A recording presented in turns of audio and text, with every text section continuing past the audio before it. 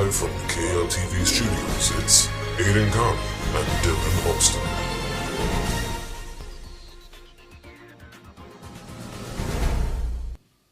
Good evening and welcome. The headlines tonight. White Walkers spotted across the wall. Lannisters plan yearly national budget. Khal Drogo keeps his head after duel, and a wildfire explosion destroys ships. Our top story tonight. An amateur journalist has captured shocking images of the return of the immortal White Walkers. It is believed that the amateur journalist, a member of the Night's Watch, barely survived the encounter after coming into close contact with one across the wall. The return of the White Walkers could impact several travel services nationwide and affect travel times on all roads. Hand of the King Tyrion had this to say. Monsters are dangerous, and just now kings are dying like flies.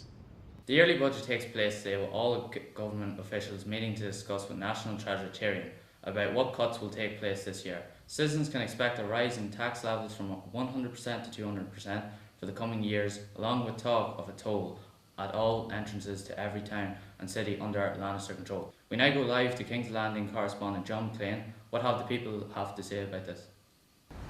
Thanks, Dylan. We took to the streets to see what the people of King's Landing had to say about the current budget. This is what they had to say.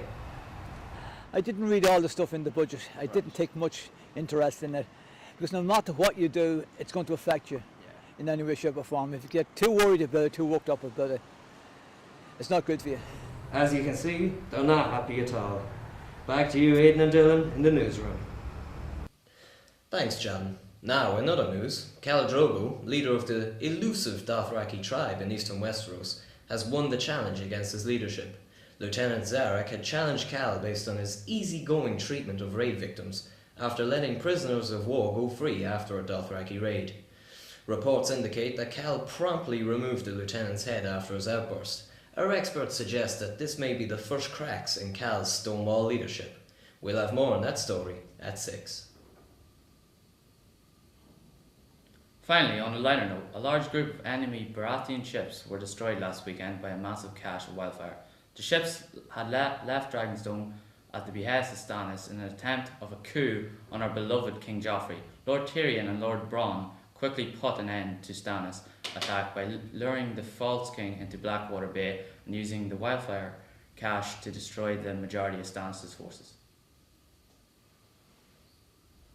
And on that note, here's Jean-Pierre with the sport.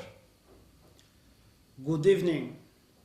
Where today saw the end of National Justin Cup with the concluding final being won by Justin McJusterson after defeating his opponent with a double-handed ball hold. A move made famous by Justice's father, Justice Senior, in the previous year's Cup. Justin, famous for his work in the King's Landing Gallery of Art, didn't have much to say after his decisive victory over his opponent. We can expect that Justice will be back next year to defend his title. Back to you, Adam. Thanks, Jean-Pierre. That's all from us this evening. Thank you for tuning in. We'll leave you with Stephen, who has the national weather for this evening. From all of us here in the studio, Good evening and good night.